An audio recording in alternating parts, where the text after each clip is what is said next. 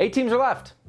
None of them are the Chargers or the Ravens. We got everyone in this video to rank the teams left in the playoffs 1 through 8 and calculate their average ranking to make a definitive 1 through 8 rankings. So I can criticize this list because it's only like 1/10 mine. 8 teams left. I don't know if they're the 8 best teams in the NFL, especially because the Dolphins are out. But put up a pretty good fight with Skylar Thompson, not gonna lie.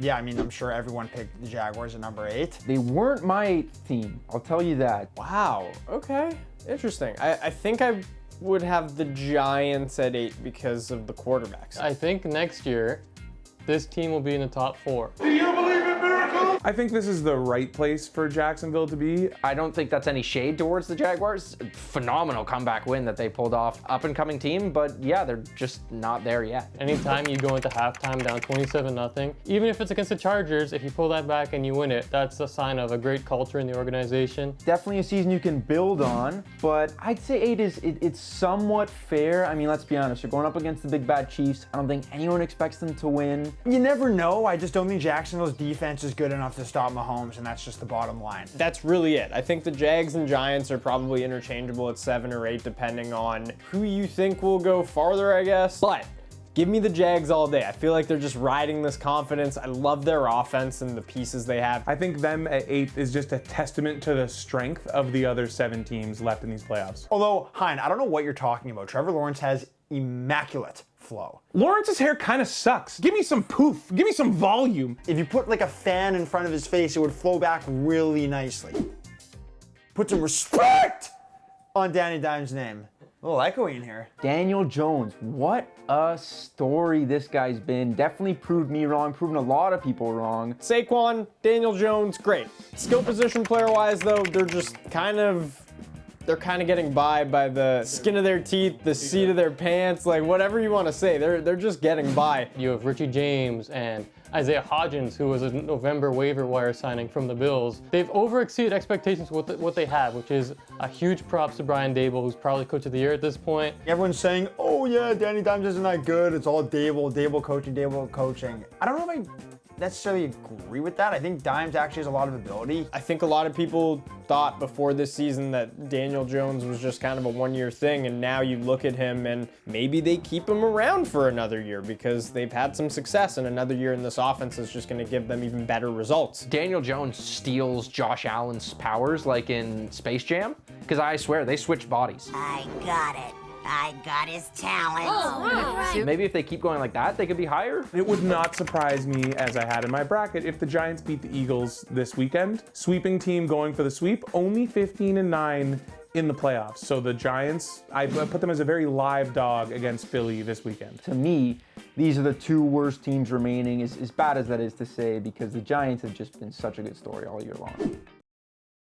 Cowboys at 6. Man, Dak was so good. Everything the Bucs threw at Dak, he had an answer for. It's weird. I feel like these top 6 teams I could see any of them beating anyone. I wouldn't be surprised if they beat San Francisco this week. They're really good. Dak Prescott just showed that he can be one of the best quarterbacks in football in the playoffs. The Cowboys offense isn't that much worse than the Niners when Dak's playing some good footy. It's arguably on par. We know their defense is great. They got Leighton Vander Esch back too, so that's a huge step forward for them. Dak Prescott was outstanding. He ran the ball more, especially on that 4th down call from Mike McCarthy. If Dak is going to start to be a runner and Micah Parsons is going to play like he did, that guy was an absolute game wrecker, Dallas could be a sneaky team to kind of like make a bowl run here. But am I just prisoner of the moment and overreacting? Because the Bucs were garbage. They were terrible last night. Brady looks absolutely washed. It all sort of depends on what Dak Prescott you're going to get. Are you going to get the one that threw 5 touchdowns against the Buccaneers, or are you going to get the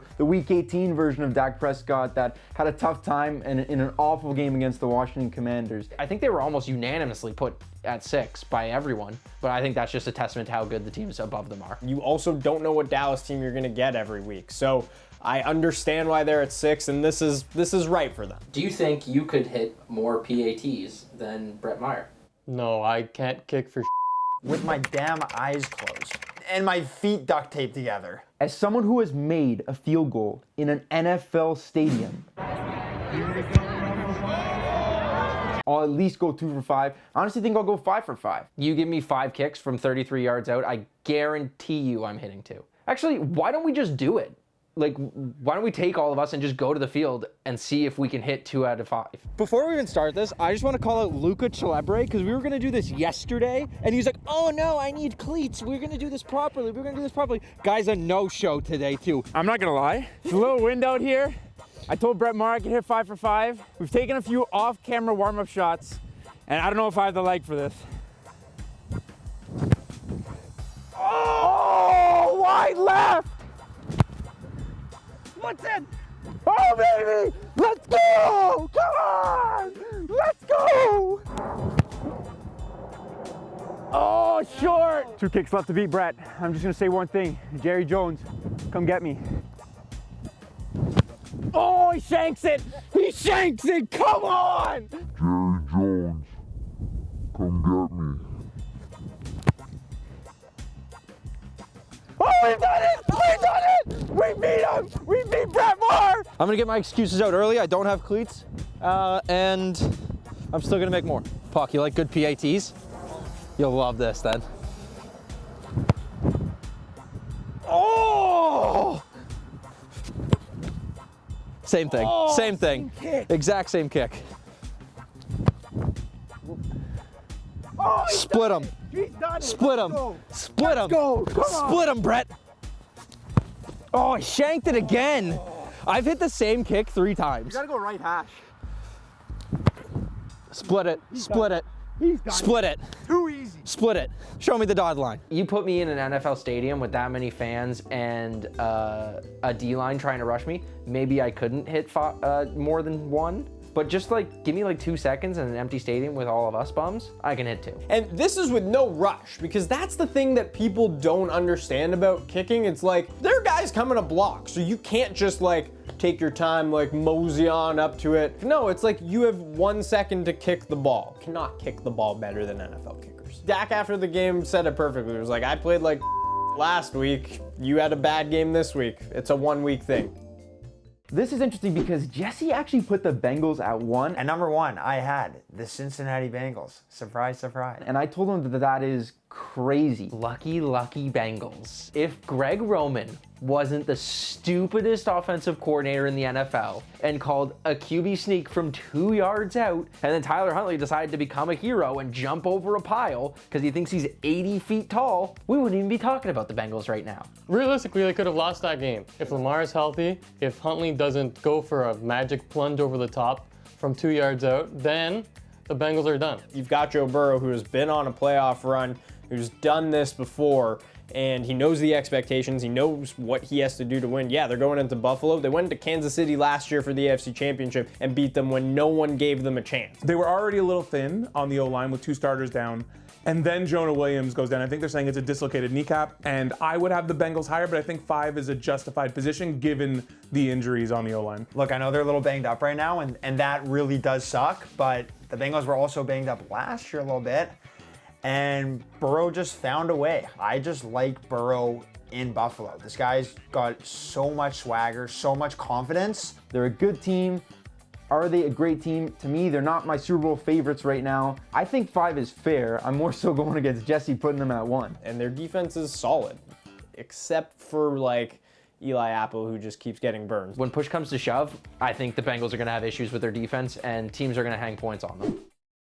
We're down on the Bills? I didn't have the Bills 4, I had the Bills 2. That might be me being a homer. Similar story with the Bills and the Bengals. Not a very good performance, and probably lucky that they were going up against a 3rd-string quarterback in order to advance in the wild card round.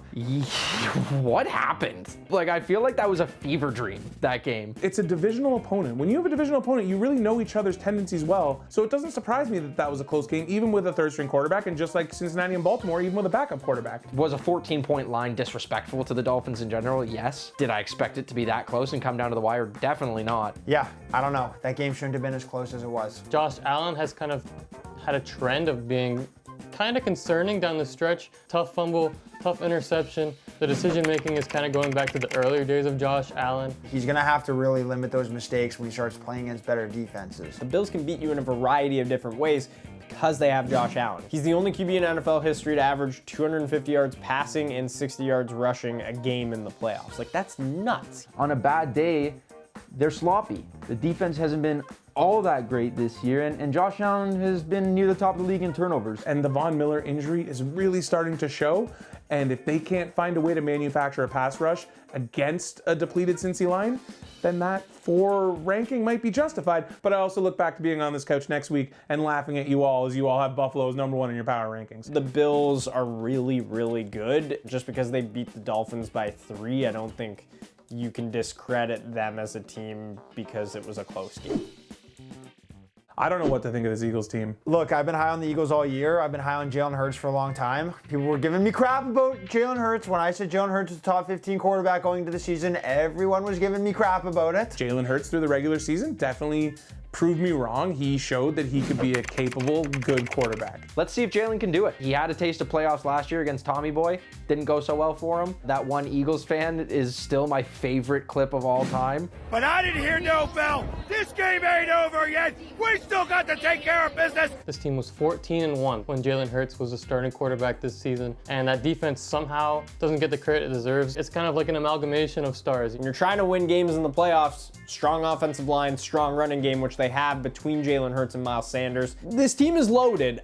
I think where I pause is just like, I want to see them do it in the playoffs. Everyone just keeps doubting the Eagles and they keep proving people wrong. They had an easy schedule, and that's definitely true. It would not shock me if the Giants go in there and win that game. When they are playing their brand of football and when they dictate the pace of play, it's close to impossible to beat these guys because they're so good up front with the O-line, with Jalen Hurts running the ball, with Miles Sanders, and of course A.J. Brown there at wide receiver. Based on what I've seen from the Bills and their ability to do this in the playoffs, I just feel more comfortable betting on them to win a Super Bowl than I do the Eagles right now, even though the NFC is just like a disaster. 1 seeds have lost before. The Titans lost most recently as a 1 seed. Before that, I can't remember a 1 seed losing divisional round. Yeah, Niners at 2. Like I said, I put them 1. Of the final 8 teams, that the 49ers have the worst quarterback. The rest of the roster is definitely the best. Unbelievable receivers, great running back. We could very well see Purdy have a not so great game on a big stage against a really good defense. On roster alone and based on the way they've been playing lately, yeah, I think the Niners at number 2 is very appropriate. This team is just absolutely loaded. Purdy looks legit. I know Hines said bum last week, but what did he throw for 335, 3 touchdowns, no picks? Can't be said for Josh Allen. Yeah, you threw for 323 yards or whatever. 70 of those were Debo just running after the catch. People are talking about Brock Purdy like he's Joe Montana or Steve Young, and I don't think he's that. He's not a bum, like I said before, but he's not at that. He's not 2 Hall of Famers like other people are saying. It's one of those things where it's like, I trust Kyle Shanahan. That's who I'm trusting. I'm not trusting Brock Purdy necessarily. I'm trusting the guy who's really controlling it all in Kyle Shanahan. And then you've got D'Amico Ryans in that defense. Nick Bosa, Defensive Player of the Year. What do we always say every year? Defense wins championships, and the San Francisco 49ers have the best defense in football. If the 49ers fall behind, can this team use Brock Purdy to catch back up? And we haven't seen that yet, and they might never have to, but that's why I'm still kind of afraid of that 49ers team and not putting them number 1. It's so cool when you come out, Christian McCaffrey's your number 1 receiver, Debo's in the backfield, and that changes how anyone defends you. How do you stop this team? It doesn't matter who's playing quarterback. I love that. So yeah, number 2, they're a wagon. They're really dangerous. I think anyone with the confidence to throw a ring around the rosy against a divisional rival. Look at this. I've never seen that before in my life. They've got the roster, they've got the quarterback, they've got the coaching, they've got the resume, and they've got the swagger. Patrick Mahomes, that's the only reason why. He's the best quarterback by a wide margin too. It's not close. He is the king at the quarterback position, so I don't think you can really argue much against the Chiefs being here. Look, they're always going to be the Goliath. They were also the Goliath last year, got taken down by the Bengals. I could see them getting taken down again this year. If the Bengals can get past the Bills, I could definitely see them getting past the Chiefs too. And if you're just watching this Chiefs team and thinking like they're all offense, it's all Patrick Mahomes, it's like, no, they've got some dudes on defense. So I feel more than confident putting them as the number 1 spot. It's an easy choice. They're the team to beat, and someone's gonna have to outplay Mahomes. Let's not forget some of these Chiefs games who had to go to OT to beat the Texans. The Chiefs are a really good team, But if you look at that schedule, they have some very, very poor performances where they came out of the gate slow and did not perform well. To compare them to what I think is the eventual AFC Championship game, the Bills have lost 3 games all year by a total of 8 points. If we're going resume for resume, Bills also beat KC in Arrowhead. Who's got the better resume? You can argue that the rest of the team isn't great, the defense isn't great. That's fine. But they have Patrick Mahomes. Who cares? Which team that didn't make it to the top 8 are you seeing in the top 4 next year? Is this even a question? The Miami Dolphins will not only be in the final 8 next year, not only be in the final 4 next year, they'll be in the final 2 because everybody knows that with Tua Tagovailoa, the Dolphins beat the Bills by probably 2 touchdowns. I think it's the Ravens. Do I need to answer? If Lamar stays and they can get him some more weapons, like Hopkins should go to the Ravens. That'd be very cool. That defense looks unreal. Roquan Smith is a monster, so they're the realistic candidate. I think a big question mark too goes to the New York Jets. Obviously, they have a quarterback problem, but Breece Hall comes back. Their defense is pretty solid, and the only thing we don't know about is who's going to be the starting quarterback. If it's a Derek Carr, I think that team can make a huge jump into the top 4. I think the Detroit Lions. We the Detroit Lions. We the Detroit Lions. Stop playing with us. I could honestly see the Detroit Lions kind of taking a jump. If I'm going to pick someone that I just think is going to make like this jump and that's ready to take that next step, give me the Detroit Lions. Why not?